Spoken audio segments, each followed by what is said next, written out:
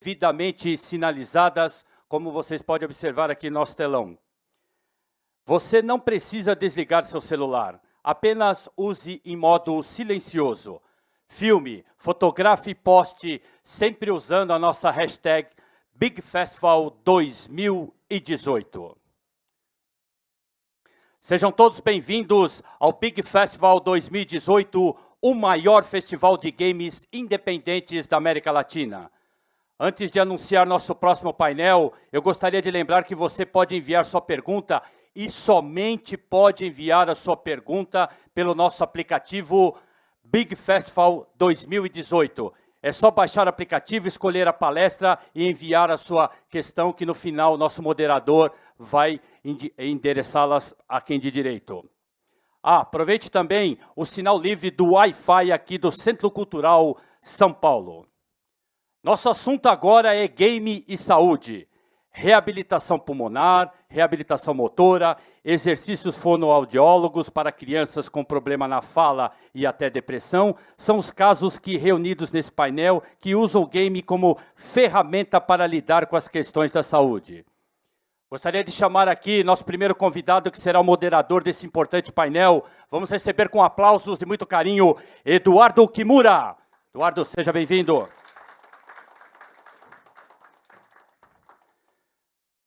Farão parte desse painel também, vamos receber com aplausos Kleber Andrade. Seja bem-vindo, Kleber. Obrigado pela presença.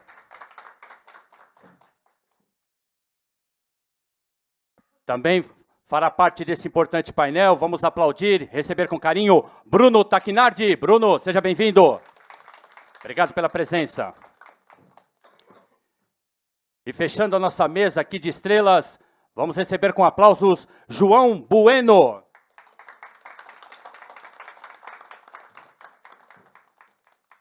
Eu falei que era a última estrela, mas temos um cracaço também que chegou aqui agora. Vamos receber com aplausos Alexandre Grelucchi. Alexandre, por gentileza, seja bem-vindo. Tenham todos um bom painel. Eduardo, o comando é todo seu. Obrigado, gente. Primeiro, boa tarde para todos. Bem-vindos aqui ao painel de Games para a Saúde. Meu nome é Eduardo Kimura, eu estou CEO do Grupo MKT Virtual, onde lá dentro a gente tem a nossa unidade produtora de games Mukutu, que esteve aqui há 2 dias atrás falando do Alphabet Cancer. No ano passado, isso aqui, o Big foi um grande alavancador para a gente. Daqui a gente ganhou o Indie Prize, escolha da audiência na Califórnia no ano passado. Esse ano aqui a gente foi para o WSA, em Viena, onde a gente também ganhou na categoria de saúde e bem-estar. E atualmente a nossa equipe tá lá em Nova York também que a gente foi nomeado pro prêmio do Games for Change. Mas eu não vim aqui para falar de mim hoje. Eu vim aqui para deixar meus colegas apresentarem seus trabalhos e conduzir essa conversa aqui da melhor forma possível. E aí eu queria começar com o Bruno. A gente combinou aqui de iniciar por ordem alfabética as coisas para ficarem mais simples. Bruno, eu queria te dar a palavra para falar sobre a ou o FOFU, a FOFU. Olá, boa tarde a todos. Eu sou Bruno Taquinardi, hoje em dia ocupo o cargo de diretor de produtos e área técnica da FOFU, e eu sou um dos fundadores da FOFU. Alguns de vocês talvez me lembrem, a FOFU nasceu no primeiro pitch, a gente fez aqui no Big Starter em 2015, então nesse evento a gente está completando 3 anos desde o real nascimento da FOFU, e eu diria também que o Big foi um grande alavancador. Depois na experiência do Big Starter, a gente participou por diversos programas de aceleração e desenvolveu uma empresa que eu gostaria de apresentar para vocês agora. A gente deveria ter uma apresentação aqui, mas... Bom, o foco da FOFU, ele é em crianças que possuem transtornos de comunicação. Obrigado. Então, são crianças como a Ana, que nasceram com lábio leporino. é uma condição que vai causar diversos distúrbios na sua fala, audição e na sua alimentação também, pois é quando a criança nasce com uma fenda no seu lábio e palato, e isso possui um peso muito forte em cima do seu desenvolvimento, principalmente numa fase tão importante da sua vida, que é a primeira infância. A Fofu foca na primeira infância, pois a gente tem estudos que mostram que entre os primeiros meses de vida e até por volta de 8 anos de idade, ocorrem grandes picos de desenvolvimento sensorial, cognitivo e de linguagem da criança. E a gente tem vários estudos que mostram que quando a criança possui atraso na linguagem e na comunicação durante os seus primeiros 5 anos de vida, isso é um indicador que demonstra 10 vezes mais chance de um atraso escolar comparado com todos os seus colegas.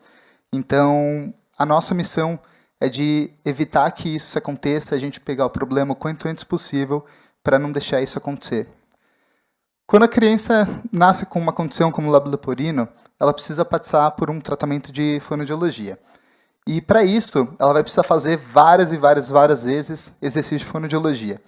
A grande questão é que, como vocês vão poder ver aqui, exercícios de fonoaudiologia nem sempre foram muito divertidos.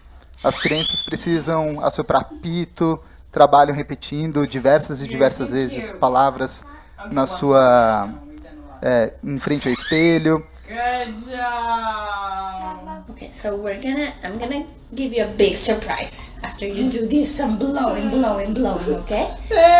And you do such a good job. 1, 2, 3.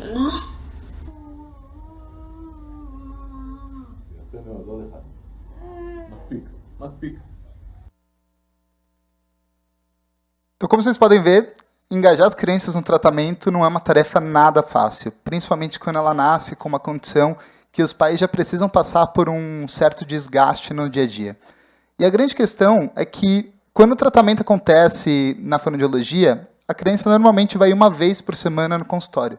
Isso significa que a maior parte do tratamento, 85% do tempo, acontece em casa e ele precisa ser gerido pelos pais. E daí entra uma pesquisa que a Fofu fez com mais de 300 fonoaudiólogos. A gente descobriu que 95% dos fonoaudiólogos reclamam que os pais não fazem as atividades na frequência recomendada. E, na nossa teoria, isso em grande parte é a dificuldade de engajar as crianças e os filhos em casa no tratamento. E se isso não acontecer e as atividades não forem feitas corretamente, as crianças como Ana vão levar esses distúrbios de comunicação para toda a sua vida. E é um problema que está atingindo, então, não só a Ana, mas são 220 milhões de crianças em todo o mundo que possuem atraso na fala ou comunicação. E a Fofu, ela quer unir neurociência e fonoaudiologia e, é lógico, jogos e tecnologia para ajudar a resolver esse problema. A gente faz isso através de 3 pilares principais do tratamento. São as pessoas. A gente tem o fonoaudiólogo, o pai e a criança como os grandes protagonistas. Então, com a Fofu, a gente pegou todos os objetivos terapêuticos e a gente transformou em mundos, onde a criança não vai necessariamente treinar o T, mas ela vai, por exemplo, treinar em um mundo que ela vai brincar com um tatu e vai imitar os seus sons. A partir disso, ela vai começar, a fonoaudióloga ela vai fazer o diagnóstico e vai customizar para cada um dos pacientes dela quais são as atividades que ela precisa fazer para melhorar. A gente começa com atividades que a fonoaudióloga vai montar um tabuleiro, e nesse tabuleiro ela vai poder, para cada um dos seus pacientes, escolher a sequência correta, e muitas vezes elas conseguem customizar, dependendo do paciente, que pode precisar fazer um exercício mais fácil ou mais difícil durante a sessão.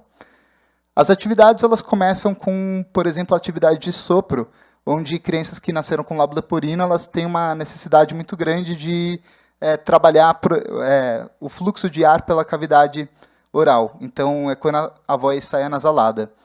Depois, para os primeiros sons que elas vão ter, elas treinam de maneira isolada. Então, a gente tem o som do Aventura na Lua, em que ela vai treinar o zzz, e quando ela faz o som, a personagem pula no jogo. A gente vai, então, para a segunda fase, que é sílabas.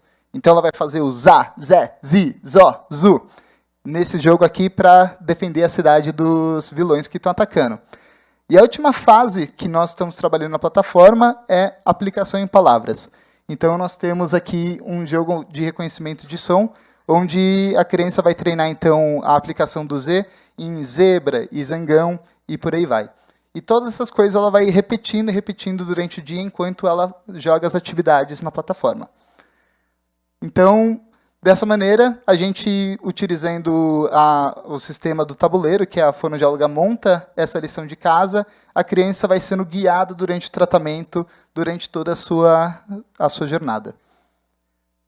A FAFU também quer ajudar a fonoaudióloga a entender o que está acontecendo em casa, pois é uma das grandes dores que ela tem por não saber se as crianças estão fazendo realmente o tratamento.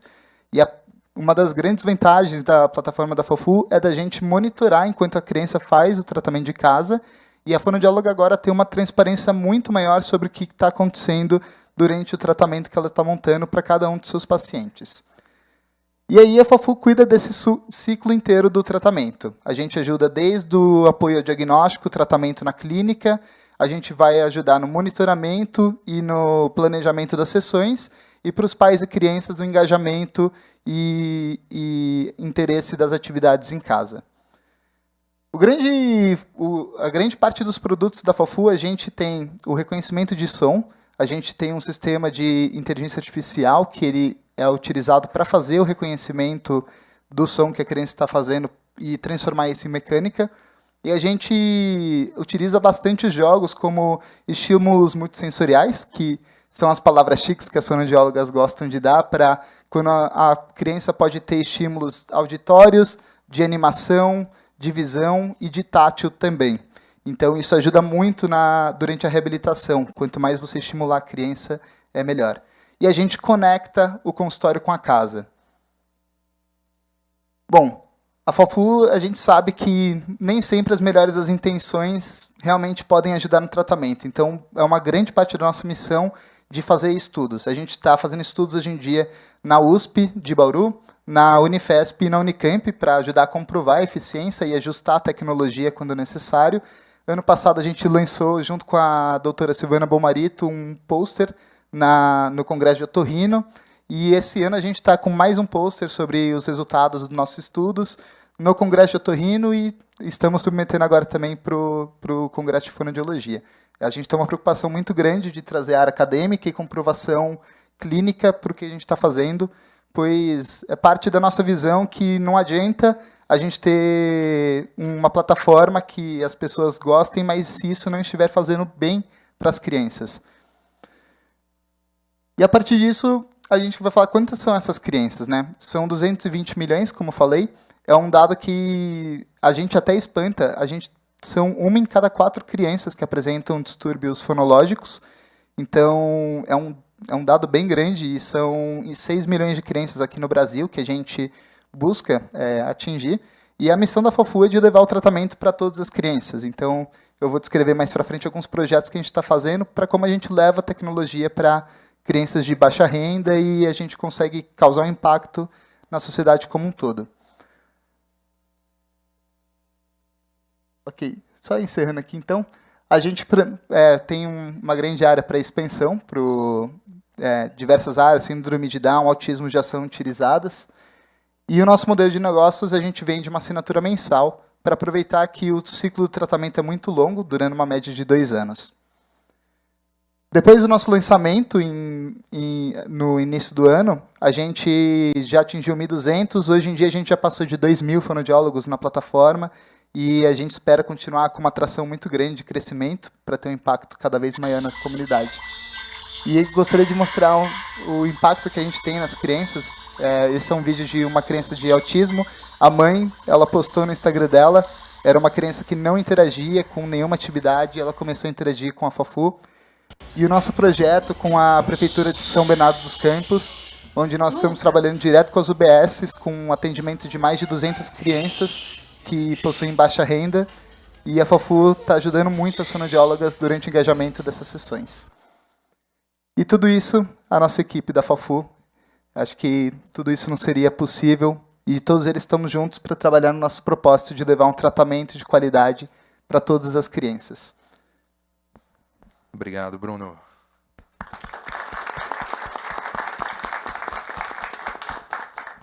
tempo é cruel aqui com a gente, né? João, direto. Lenny the Lion. Boa tarde a todos. Meu nome é João Bueno, eu sou formando em História da Arte pela Federal de São Paulo, a Unifesp, e também sou desenvolvedor do Lenny the Lion, que é um RPG sobre depressão e superação. Quando me chamaram aqui para fazer essa palestra, a primeira coisa que eu pensei é como falar de depressão num videogame e como mostrar que eu estou falando isso para as pessoas, né? O que eu pensei quando eu decidi falar de depressão. Primeiro, alguns dados muito importantes, que eu acho que são de praxe de levantar, que a Organização Mundial de Saúde ela revela que mais de 300 milhões de pessoas hoje são afetadas pelos quadros depressivos. E a segunda maior causa de morte entre jovens de 15 e 29 anos é o suicídio. Essa taxa ela vem aumentando também em crianças entre 10 e 15 anos, que nas últimas décadas não era um dado comum. As crianças entre 10 e 15 anos não apresentavam quadros depressivos como elas vêm apresentando nas últimas décadas, e isso é alarmante. Então, falar de depressão em videogame é levantar um tópico que é muito importante, evidentemente, mas também atingir um público que muitas vezes não procuraria de forma espontânea se relacionar com esse tema.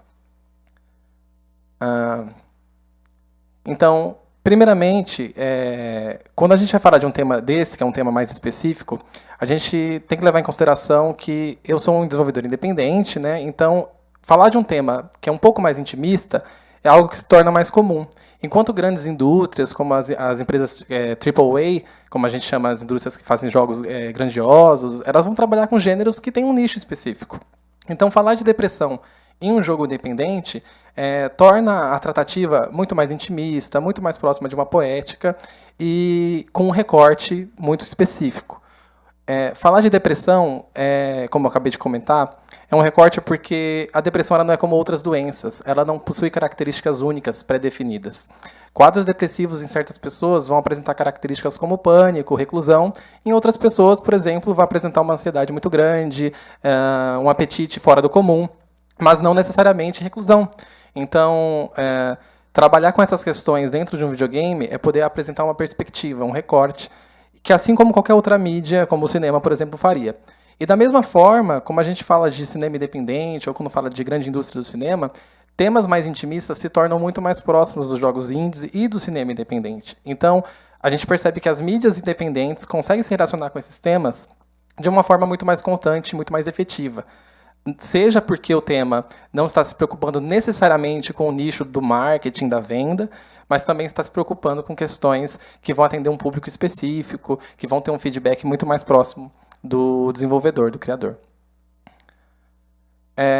Os jogadores têm uma relação muito específica com esse jogo, porque, primeiramente, a temática ela não é abordada de forma escrachada. Os personagens não são seres humanos, eles são criaturas antropomorfas, então são todos animaizinhos bípedes, né, que normalmente não viveriam em sociedade, não teriam uma relação como a gente conhece. E essa questão visual ela é muito importante, porque primeiro a gente chama a atenção de pessoas pela parte da imagética, que já tem uma proximidade, falam, nossa, esse personagem ele é fofo, ele é cativante, quando eu vi ele eu queria saber do que se tratava, e quando eles descobrem que tem o tema depressão, isso também causa o primeiro impacto, que eu acho que é o mais importante pelo restante do jogo, que é a empatia, porque é isso que o jogo promove. Ele não tem a premissa, como no último slide estava descrito, de ser um jogo que vai tratar a depressão. Ele vai falar sobre a depressão, ele vai apresentar essas situações para os jogadores, que muitas vezes não estão dentro de um quadro depressivo. Então, caso uma pessoa com depressão jogue o jogo, ela não vai melhorar o quadro dela. Ela vai estar passando por uma experiência midiática, né, que o videogame ele é mídia, e ele está dentro de várias outras categorias, seja arte, seja entretenimento. Então, a pessoa com depressão ela vai estar passando por uma mídia como qualquer outra. E a pessoa sem depressão, que jogar o jogo, ela vai estar criando um novo olhar, que é um olhar de empatia, que é muito importante, né, que é o olhar, na verdade, mais necessário nesse quesito, porque apesar de a gente estar aumentando muito as conversas que se relacionam a esse tema, ele ainda é colocado em algumas situações como algo banal, como algo que pode ser superado apenas pelo incentivo do saia para fora, vá ver a luz do sol, como se isso fosse retirar todo o quadro depressivo, que é muito subjetivo e diversificado. Como eu havia comentado aqui, né? A suavização do tema através da imagética, justamente porque, como é um tema pesado, às vezes as pessoas pensam que falar de depressão é necessariamente falar de forma explícita sobre suicídio, sobre uso de remédios, sobre o tratamento direto no psicólogo, passagem psiquiatra, e não é essa a proposta do jogo. O Lenny the Lion, ele trabalha com uma questão de apresentação de um cotidiano de uma pessoa, onde o jogador vai estar tendo aqui uma experiência que eu chamo de neoantropológica. Por que neoantropológica? Quando a gente fala de antropologia, de uma visita a um ambiente novo, nós estamos nos colocando dentro de um preceito que é muito tradicional de deslocamento. Eu tenho que sair do meu lugar comum e visitar um novo lugar para poder conhecer como que é esse novo ambiente cultural, essa nova sociedade, lidar com as situações do novo, do diferente. Entretanto, numa experiência que eu considero neoantropológica, é quando você permanece no seu ambiente comum, só que você está visitando uma situação diferente. E além do que, a visita não para na questão do olhar, né? Você está interagindo, você está definindo as atividades do personagem. Então você se torna o Lenin. Então é uma experiência que além de apresentar os sintomas, de mostrar como que é um cotidiano, por vezes de uma forma um pouco mais subjetiva, mais poética, às vezes de uma forma um pouco exagerada, para poder mostrar que certas realidades acontecem, por mais que pareçam absurdas para o nosso cotidiano, mas também te colocar na pele de qual seria a sua decisão. No jogo, quando o personagem passa por uma decisão que pode ser considerada negativa, de acordo com alguma moral, os NPCs, né, os personagens que não são controláveis, eles quebram a quarta parede e falam com o jogador. Por que você está fazendo isso? Aonde você almeja chegar? Qual é o seu objetivo? Quando você faz uma opção positiva, você é recompensado por isso dentro de uma realidade, dentro daquela situação também. Não é nada absurdo. Porque às vezes a empatia não vai te dar uma resposta imediata. Nas primeiras cenas do jogo, você pode ajudar uma empregada e o Lenin leva para ela 2 itens. Ela fala, olha, muito obrigado, é isso que eu tenho para te dar. Muito obrigado e um abraço. Eu não tenho mais nada, não vou te dar um prêmio, eu não vou te dar um item novo que você vai usar a seguida. Porque a vida real é assim. Às vezes a pessoa com quadro depressivo, ela é muito empática, ela é muito constante, ela é muito ativa, e ela não aparenta fisicamente, emocionalmente aquilo de forma externa. Mas quando ela chega em casa, ela está carregando todos os sintomas. Quando ela passa por uma dificuldade, a ansiedade dela é de forma absurda, que derruba ela. Então, acho que são essas as questões mais importantes também que são levantadas. E, evidentemente, no que tange à própria construção do jogo, o Lenny the Lion dialoga com outros jogos de característica mais subjetiva, mais poética, como o One Shot, que é um jogo que também não possui batalhas, assim como o Lenny the Lion. Limbo, que tem toda uma poética sobre vida e morte, o Undertale, né, que tem toda a questão da moral, e também coloco aqui o Inside, porque é um jogo que fala sobre liberdade, enfim, coloca várias questões que não são tão escrachadas e que exigem esse entendimento mais poético que o jogo traz de forma subliminar. Por último, eu coloco como que é a aproximação desse jogo com o público de forma direta. Assim como no começo, o fato de eu ser o único criador, né, de estar trabalhando com um jogo independente, isso me proporciona um certo alcance que a grande indústria ela tem uma certa dificuldade. Ela precisa de um grupo específico para trabalhar naquilo e nem sempre ela consegue estar tão próxima. Então eu recebo mensagens constantes, eu consigo responder às pessoas de forma muito direta. Elas vêm falar comigo, olha, certa situação me lembrou algo da minha infância, da minha adolescência.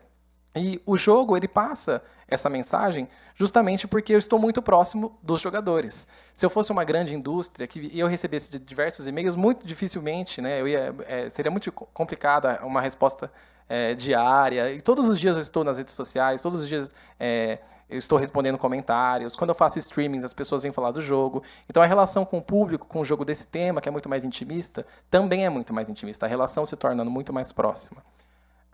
E as plataformas, né, que é o Itch.io e GameJolt, que são as plataformas atuais que eu uso para o download do jogo, também permitem esse diálogo. Então, falar de depressão em videogame, no meu caso, é usar a ferramenta que é de entretenimento também, para poder incluir um tema um tema que não é o comum, que não é o FPS, que não é o jogo de corrida, que não é o jogo de luta.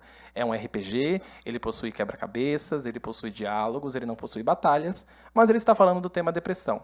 Então, não necessariamente, quando a gente fala de um tema que não é o mainstream, nós vamos estar lidando com esse tema de uma forma medicinal ou de uma forma com uma premissa de salvamento, uma premissa de tirar as pessoas disso, de trazer elas para a luz, não é nada disso. Então, o jogo ele pode ter uma premissa muito bacana, medicinal, como o Fofu faz. Ele também pode trabalhar com esses temas de forma que o entretenimento faria, e ao mesmo tempo trabalhar questões como empatia, sociabilidade, o entendimento do novo, né? Essa experiência antropológica, que o Lenin Delay me ajudou bastante. Legal, João. Obrigado.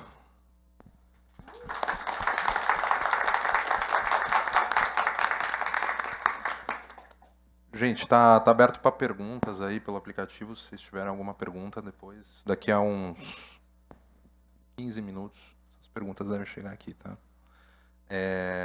Vamos lá. Kleber, por favor, conta um pouquinho da tua história. A gente estava conversando ali agora há pouco, bastante interessante. Se puder. Legal, obrigado.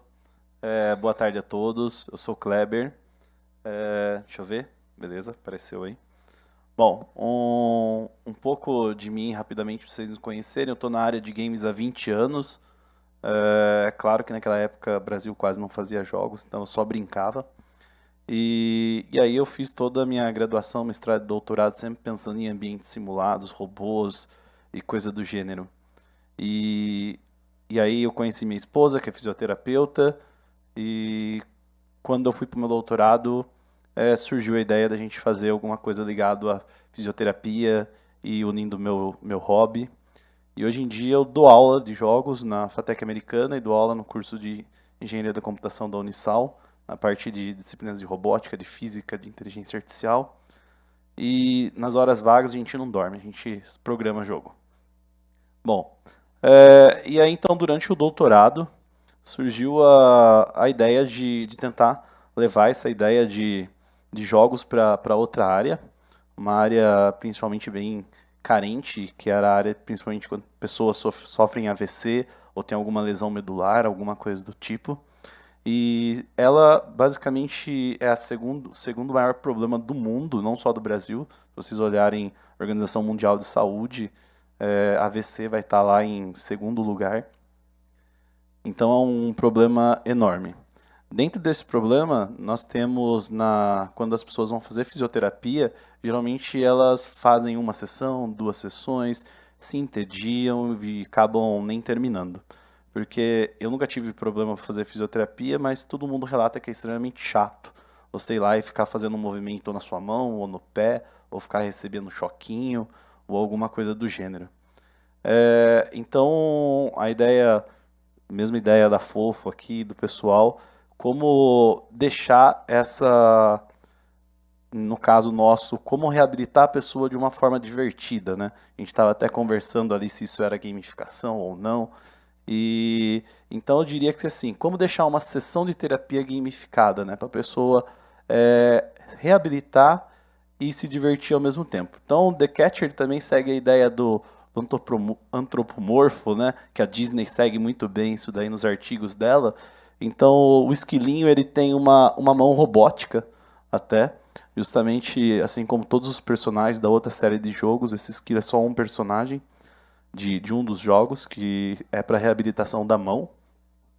Então, quando a pessoa sofreu o AVC, ela vai lá, entra na clínica e vai fazer a reabilitação com um dispositivo particular, ok? Então, a gente não usa nenhuma plataforma nossa, você pluga esse joystick robô no computador e vai jogar o game. Por que que tem um joystick especial para isso?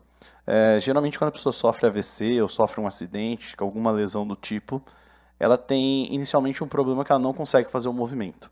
Então não adianta você pegar um Kinect, um Nintendo Wii, alguma coisa do tipo, pegar um jogo que não foi feito para fisioterapia e colocar o paciente lá na frente. Ok? Você vai ter que fazer milhões de adaptação, o fisioterapeuta vai ter que estar em cima 100% do tempo e não vai ter o mesmo retorno reabilitativo que nós estamos interessados. Até porque o score indica simplesmente um placar dentro da mecânica daquele jogo e não necessariamente uma pontuação do quão bom o paciente foi de fato, ou quão melhor ele foi naquele jogo relativo à sessão anterior dele. Então, o dispositivo, inicialmente, nas primeiras sessões, ele tem um algoritmo, que foi tema do meu doutorado, adaptativo, que tenta adaptar toda a dificuldade do jogo e informações do robô, aonde o robô, inicialmente, auxilia o movimento da pessoa. Então, a pessoa ela não consegue fazer o movimento, só que o robô auxilia o movimento dela. que que o robô faz isso? Né? O robô vai quebrar a mão dela? Não. Existe um controle de impedância lá, muito bem aplicado, que consegue colaborar com o paciente. E esse controle vai servir para acontecer algo chamado neuroplasticidade cerebral. Então, quando a pessoa vai fazer um tratamento, não adianta ela simplesmente fazer repetições de movimento. Ela precisa ver o movimento acontecer e ter a intenção de fazer aquele movimento. Então, vocês vão lembrar até mesmo de filmes ou seriados, aquela ideia de dor fantasma, quando a pessoa perde um membro. E em alguma série, o cara coloca a mão da pessoa dentro da caixa espelho, que é uma caixa de verdade que existe. A pessoa faz um movimento com a mão real, pensando que está fazendo um movimento com a mão que não existe. O cérebro vê aquilo, tem esse feedback, né, dessa intenção e dessa visão, e a partir disso a pessoa para de ter essa dor. Okay? Na fisioterapia é a mesma coisa. Não adianta você pegar o membro da pessoa e ficar fazendo um movimento para ela. Se ela não tem a intenção de fazer o movimento e ela não vê o movimento acontecer, ela não reaprende. Okay? Então, quando a pessoa perde lá uma parte do cérebro dela por um AVC, ela precisa reaprender em outra parte do cérebro como executar aquele movimento que ela fazia com aquela parte. Então, o joystick especial, que a gente chama ele de robô, ele vai auxiliar todo esse processo no início. Depois disso vem toda a parte de que a pessoa vai tentar ganhar amplitude do movimento, né? Depois que ela consegue fazer o movimento, ela ganha amplitude, isso poderia ser feito no Kinect, no Nintendo Wii, e depois vem uma terceira etapa que não dá de novo para ser feito com jogos adaptados para isso, que são a parte de você fazer a pessoa ganhar tônus muscular. Depois que a pessoa consegue fazer o movimento, agora você precisa dar força para ela. Então o robô ele consegue aplicar movimento inverso ao movimento da pessoa, deixando a pessoa falar assim, ó, para você chegar em tal lugar você precisa fazer tanto de força para fazer. E isso ele vai fazer naturalmente, ok? Seja através de um vento na fase que vai passar e vai atrapalhar ela e assim por diante. Então aqui tem alguns vídeos só para vocês darem uma olhada. Se alguém puder startar esse vídeo da esquerda aqui, ó, que não startou sozinho. Ali são 2 sessões que aconteceram na USP de Ribeirão Preto, num dos testes com comitê de ética aprovado, era mestrado de uma das alunas, e os 2 pacientes tinham sofrido lesão medular em acidente, um era de moto e o outro acho que era de empilhadeira, agora eu não me recordo, e vocês vão notar que por mais devagar, às vezes o jogo vai... Isso é uma coisa interessante, o jogo quando nós fizemos... ele era muito entediante para nós, eu não aguentava mais ver esse jogo. 2 anos trabalhando nele, é claro que eu dava aula ao mesmo tempo que fazia o doutorado. E para mim, capturar uma noz caindo numa velocidade bem devagar era chato. Na hora que eu levei essa noz caindo mega devagar pro pessoal, para eles foi muito difícil. Então, assim, imagina um jogo que é feito para nós, você colocar uma pessoa dessa. É impossível para eles jogarem assim. Então o jogo ainda tem que se adaptar bem abaixo do que eu esperava, que era difícil que era muito simples para mim, ele teve que ficar bem mais fácil ainda. Aqui é para vocês verem, vocês vão ver ali que o manipulador que está aqui, ó, ele se mexe sozinho. Okay? Esse é o controle que atua nas primeiras etapas e atua, na verdade, durante todo o momento do jogo, onde você tem sempre uma janela de tempo que espera a pessoa fazer o movimento até o alvo. Se a pessoa está muito fora da curva de movimento, esse manipulador começa a guiar o movimento. É claro que ele nunca vai forçar acima de um limite da rigidez do osso dela, ou do músculo dela, a fim de quebrar o braço dela de novo, né? Então é feito sempre, no início, tem um teste de calibração tanto de amplitude, no caso ali era extensão e flexão do movimento, tem um teste de amplitude e um teste de rigidez, para ver o quanto ela suporta no movimento dela. E aí depois todo o jogo continua, o algoritmo, a cada 4 nós ele atualiza toda a dificuldade do jogo e ele persiste até o final. Okay?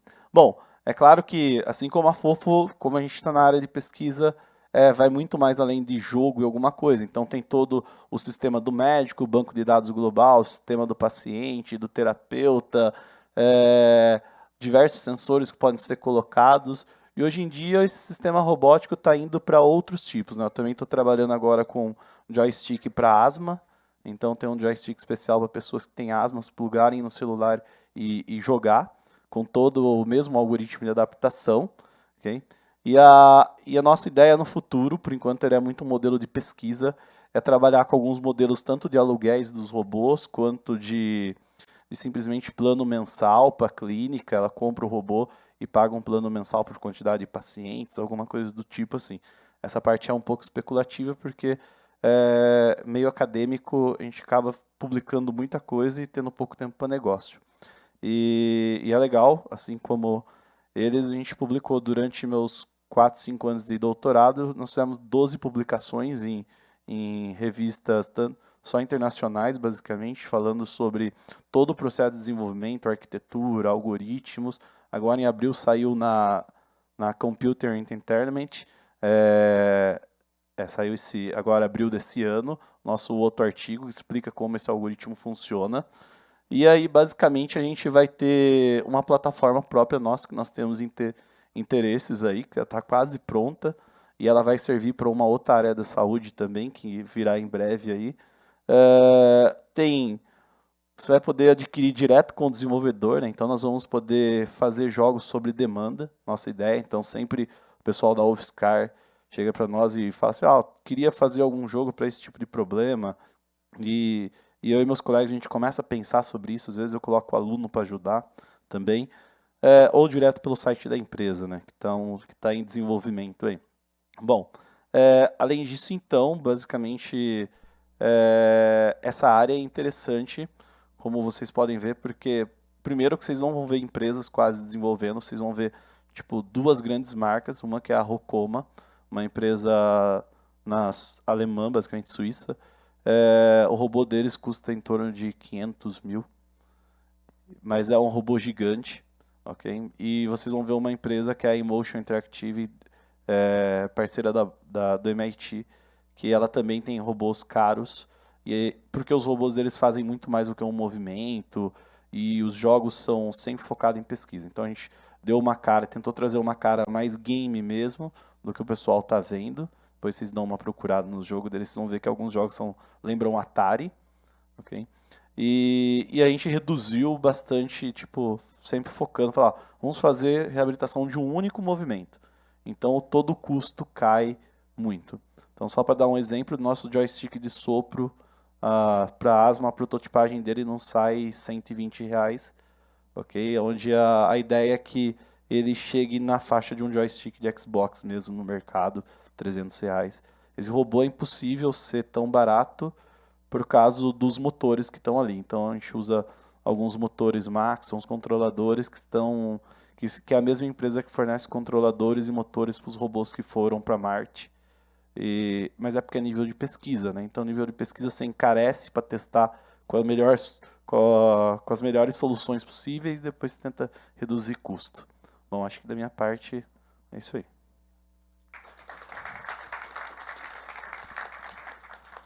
Obrigado, Kleber. Alexandre, desculpa, fui pelo seu sobrenome, falei que era por ordem alfabética aqui, mas Zickman, é isso? Isso.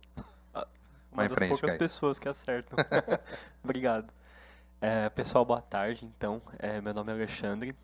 Eu atuo hoje como CEO da HTW Games. Nós fazemos jogos Obrigado. Que voz. Então nós fazemos jogos ativos e jogos em realidade virtual. Também atuo como professor de jogos digitais na FMU. Mas o motivo de eu estar aqui hoje é por conta da nossa pesquisa de dissertação. O que nós fizemos, assim, bem rapidamente, nós unimos 3 áreas de estudo diferentes, que é a de design participativo, a do processo criativo, que é como as ideias surgem no cérebro, etc., e o desenvolvimento ágil, para que nós pudéssemos fazer um jogo, não é exatamente focado na reabilitação, mas nós trabalhamos junto com uma empresa que faz, ela ensina tênis para cadeirantes. Eu achei uma coisa incrível, sabe? E nós trabalhamos junto com essa comunidade para entender o que pelo menos essa comunidade, né, desses cadeirantes que estavam lá jogando tênis, o que eles gostariam de ver no jogo, né? Então, o que nós aprendemos com eles, né? Tem um videozinho falando, você pode colocar o vídeo. Então, beleza. Esse aqui é o nome do jogo, né? O Will Charge Creep, ele foi feito assim. Tá ok. Então, como que funcionou, né? O que nós desenvolvemos foi um framework para que nós pudéssemos trabalhar entendendo, né, a metodologia, entendendo o cérebro, né, dessas pessoas e colocando no jogo, né? Nós dividimos o nosso framework em 5 partes diferentes, todas elas baseadas no como o nosso cérebro trabalha, né? E nós fomos colocando isso dentro do jogo.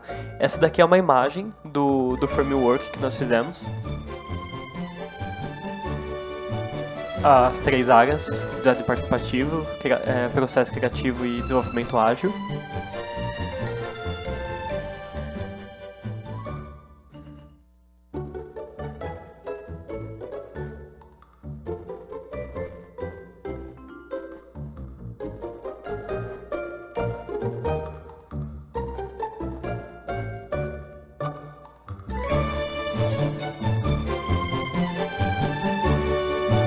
Então, como que foi cada conceito, né, que nós pegamos dessas áreas diferentes. Eu não estou falando muito para não sobrepor o vídeo, porque ele já está passando as informações. A gente utilizou do processo do desenvolvimento ágil a parte de sprint reviews, junto com os co-designers, né, que foram as pessoas cadeirantes que ajudaram a gente a fazer o jogo. Então, aí ok, né? Nós dividimos esse processo em cinco etapas, né? Na primeira, a gente jogou essa problemática para eles, né? Falamos, nós vamos fazer um jogo, e era um jogo ativo, depois eu explico o porquê, né? Nós utilizamos o Kinect com esse jogo e deixamos eles conversarem, né? Livremente sobre o assunto, né? Nós fizemos um mapa de calor, né? Um mapa de palavras dessa conversa que foi gravada, certo? Essa foi a segunda etapa do projeto. E com esse mapa de calor, nós pedimos para que eles olhassem essas palavras e fossem criando user stories, né? Que é uma parte do desenvolvimento ágil, né? O jogo ele é feito por user stories, que são basicamente estruturas verbais pequenas que mostram o que ou os personagens ou os desenvolvedores gostariam de ver no jogo. Então eles conectaram aquela primeira conversa em diversas user stories. Nós classificamos essas stories com a importância que elas teriam no jogo e fizemos o primeiro protótipo. Esse primeiro protótipo foi revisado pelos participantes aí foi revisado pelos participantes e nós, a partir dessa revisão, nós fizemos o protótipo final. A gente conseguiu alguns insights, eles estão sendo mostrados aqui no vídeo, depois eu faço um resumo deles.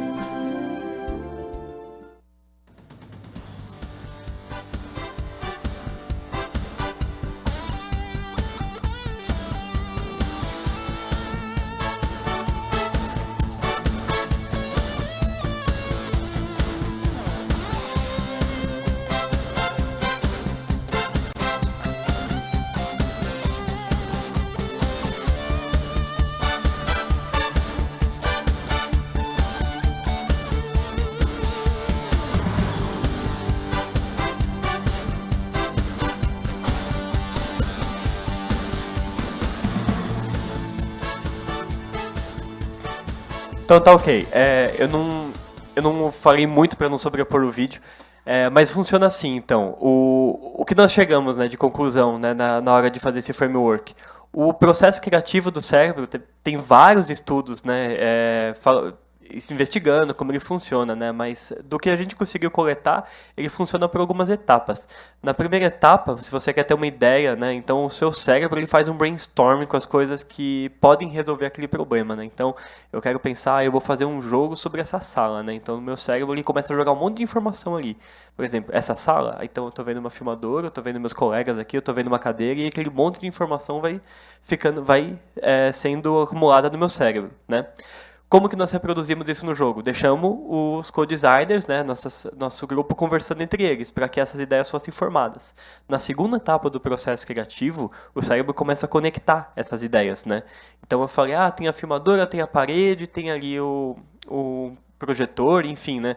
Aí como ele começa a conectar. E não necessariamente aquelas conexões elas vão ser úteis, mas o importante nessa parte é quanto mais informação, mais informação. Então, poxa, de repente eu posso fazer um jogo que é uma câmera andando com a cabeça do projetor, que é amigo dos colegas aqui, enfim. Pode ser sem nexo, mas o importante é que eu faça conexões. Por isso que nós utilizamos aquele mapa de palavra e nós demos para os usuários e falamos, agora vocês vão tentando conectar essas palavras que saíram da conversa de vocês para formar essas user stories, né? Então eles começaram a já colocar um monte de história e muitas delas não tinha nada a ver, mas foi várias user stories. Então nós terminamos o jogo com um monte dessas user stories sem saber direito o que fazer. Na terceira etapa do processo criativo, que é a minha preferida, o cérebro não faz nada. Então você descansa, você deixa a sua parte consciente do cérebro, que estava trabalhando até então, descansar para que a parte inconsciente funcione. Eu acho que vocês devem ter visto, né, aquela frase famosa, né, que o cientista fala, eureka, né, a ideia veio, né? E isso é comprovado cientificamente pelo processo criativo, né? Por quê? Porque quando o seu inconsciente está trabalhando, a ideia é que se você chegou na sua exaustão do cérebro enquanto conectando aquelas coisas do brainstorm, a ideia vai surgir, certo? Então, o que nós fizemos com os nossos participantes nesse período, né? Nessa experiência?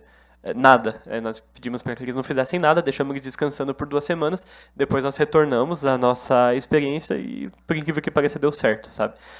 O que foi a concepção do jogo foi, poxa, a gente tinha um monte de user story lá que não batia uma coisa com a outra, e eles conseguiram falar, não, mas espera, eu acho que essa aqui realmente não tem a ver, essa tem, né, tiveram alguns conflitos e a gente conseguiu definir um tanto de user stories que definiu o jogo. E aí, a próxima etapa do processo criativo, iluminação, que eles chamam, né, aparece a ideia no cérebro. A próxima etapa é assim, você submeter essa ideia a críticas para que ela se melhore, né, porque inclusive nas referências lá falam, né, que geralmente quando você tem ideia você quer guardar aquilo, né, e você se acha um gênio, né, tive a ideia que vai mudar, né, e não é bem assim, né, a ideia é que essa ideia ela vai sendo lapidada aos poucos. E aí entra o conceito de sprint review, né, nós voltamos lá com os nossos co-designers e falamos, essa ideia, esse jogo aqui tá legal? Tá, mas tem esses pontos que podem melhorar, a gente melhorou, fizemos o protótipo final. Enfim, a contribuição máxima do nosso projeto foi o framework em si, mas o jogo ele também está disponível, gratuito, e nós conseguimos encontrar alguns valores que essas pessoas cadeirantes encontraram no jogo. 3 deles, os principais. O primeiro é que daí nosso amigo Kleber falou, né? Kleber, certo? Que ele até comentou, poxa, era chato, né? Caía nós, né? E algumas coisas do nosso jogo era chato também, mas pra eles era importante, né? Por exemplo, o nosso jogo, ele joga em dupla, mas ele é cooperativo e não competitivo, né? Então pra gente, o jogo cooperativo era chato, né? Porque você não tem aquela emoção, mas no contexto deles, que eu não vou falar muito agora porque o tempo está acabando, aquilo era importante. O segundo valor, empoderamento da cadeira de rodas. Então tinha muita questão de, poxa, estamos fazendo jogo com os cadeirantes, a gente deve colocar uma cadeira de rodas no jogo? Deve, não deve, né? A gente tem esse direito. E a gente chegou à conclusão junto com eles que sim, a gente deveria colocar, mas não como ela é vista hoje em dia, né, que é um instrumento para suprir uma necessidade, mas era um instrumento que empoderava ele, né? Pô, a cadeira de rodas era uma ferramenta que levava eles para lugares diferentes no jogo, né? Então era positivo, era legal estar numa cadeira de rodas naquele ponto, sabe? Pô, ela é um transporte, né? E o último jogo é a motivação. Então, esse é o motivo da gente ter usado o Kinect, né? Então, muitos dos movimentos que você faz no jogo, você acaba fazendo na vida real, e isso tinha um motivo. O motivo era, eles queriam incentivar os colegas deles, que também eram cadeirantes. Assim, aquele era um grupo muito específico de cadeirantes, que jogavam tênis, né? Então, poxa, Eles queriam que aqueles movimentos das coisas que eles faziam no jogo fossem parecidos com a vida real, para que servisse de incentivo para que as outras pessoas que jogassem o jogo se engajassem naquelas mesmas atividades, né? Pô, já tô fazendo no jogo, já tô me mexendo para fazer no jogo. Eu vou me mexer para fazer na vida real, né?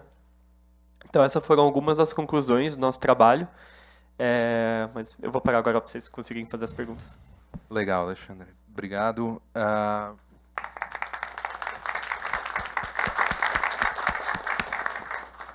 Eu vim de escola alemã, cara. Esse negócio de contagem regressiva aqui, para mim, é uma coisa muito séria.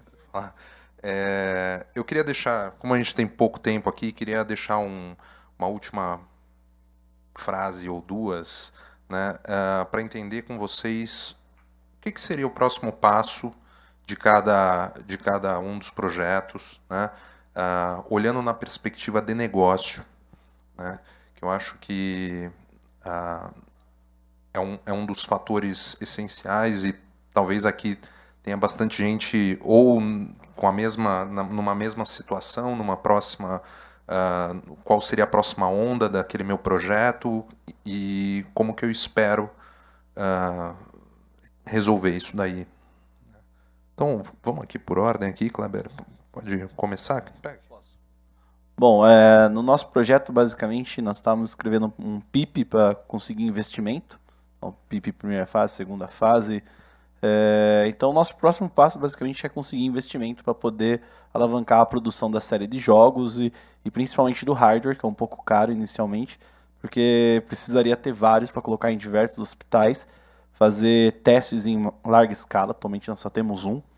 Então, a gente tem que colocar no hospital, fazer teste, tirar, voltar, ajustar, voltar para o hospital.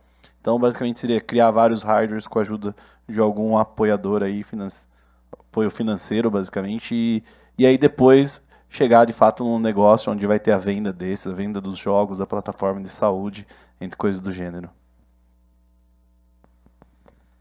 Bom, a gente passou por um processo de investimento, a gente levantou no passado R$500 mil para fazer a produção do produto, e a gente está agora numa etapa de go-to-market. Então, o objetivo da Fafu agora é colocar o produto no mercado, é crescer a nossa base de usuários, e a gente acredita que com essa tração que a gente for ganhando, a gente consegue aumentar o número de jogos, atividades que a gente pode ter dentro da plataforma e atingir mais pessoas o possível. Que a ideia da nossa tecnologia não ficar só dentro de casa, a gente levar ela para o mundo e alavancar o modelo de negócios, colocar ele de pé. Inclusive, agora a gente está passando por um processo de possível investimento da FINEP. A gente passou pela segunda rodada do programa FINEP Startup. Inclusive, quem tiver um projeto no estágio um pouco mais avançado, até recomendo vocês darem uma olhada com a FINEP. É uma super oportunidade para ajudar a levantar investimento. E o que eu diria no final aqui, a gente focar agora na parte de marketing, porque como empresa é a parte mais importante que a gente precisa fazer, é colocar a roda para girar e fazer o negócio para frente. Então, como eu havia dito, né, eu acho que o Lenin the Lion é um jogo que se destaca dessas características, porque ele não é necessariamente um jogo de saúde, ele fala sobre um tema de saúde. Então, o próximo passo, evidentemente, é a divulgação, né? Aumentar esse foco na divulgação. Eventos como esse são muito importantes, porque as premiações, mesmo ser indicado já é um grande alavancar para o jogo. Então, o mais importante agora é alcançar um público maior, mostrar que o Lenin the Lion ele trata desse tema, sem necessariamente ser uma proposta de cura, de tratamento do tema, mas que ele aborda e que ele apresenta e que trabalha com essas questões de empatia. Então, levar para o maior público possível. Então, a questão de divulgação agora é o mais importante para que, quando inicie as vendas do jogo, que elas sejam produtivas e sejam, de fato, agradáveis para o desenvolvedor, né? Que no caso sou eu. No caso do Will Charger Creep, ele foi um projeto acadêmico e eu acho que o próximo passo seria assim, nós desenvolvemos esse framework, né, e nós trabalhamos com essa comunidade de cadeirantes por alguns motivos, mas ele é completamente expansível para qualquer comunidade que você queira trabalhar. Então eu acho que esse seria o próximo passo dele, né? Como eu posso usar para uma outra comunidade, de repente até trabalhando em temas que nem você disse de depressão ou enfim, qualquer outro tema que você queira trabalhar, como é que nós fazemos essa expansão, né?